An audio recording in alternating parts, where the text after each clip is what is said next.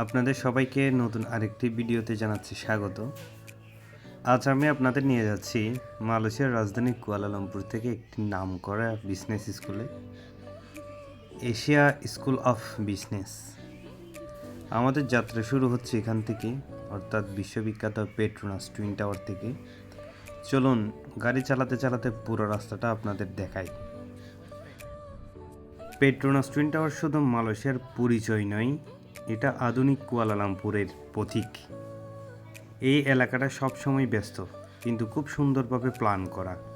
রাস্তাগুলো পরিষ্কার, traffic system ভালো, আর চারপাশে আধুনিক বিল্ডিং। ড্রাইভ করতে সত্যিই ভালো লাগে। মালয়েশিয়ায় গাড়ি চালানো আমার কাছে সবসময় আরামদায়ক লাগে। এখানে ট্রাফিক নিয়ম বেশ কঠোরভাবে মানা হয়, তাই ড্রাইভিং করা অনেক স্মুথ। যারা প্রথমবার মালয়েশিয়ায় আসবেন তারা নিশ্চয়ই এই রাস্তাগুলো পছন্দ করবেন। আমরা এখন যাচ্ছি এশিয়া স্কুল অফ বিজনেসের দিকে। এই স্কুলটা খুব বিখ্যাত কারণ এটি MIT স্লনের সহযোগিতায় পরিচালিত। এখানে মূলত লিডারশিপ, ম্যানেজমেন্ট এবং বিজনেস স্ট্র্যাটেজির উপরে জোর দেওয়া হয়। অনেক আন্তর্জাতিক স্টুডেন্ট এখানে পড়াশোনা করতে আসে। আমরা এখন প্রায় গন্তব্যের কাছাকাছি।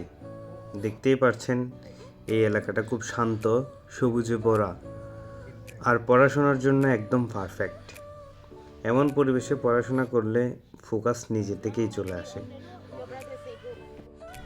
এই ছিল আজকের ছোট্ট driving journey Petronas twin tower থেকে এশিয়া স্কুল অফ বিজনেস পর্যন্ত।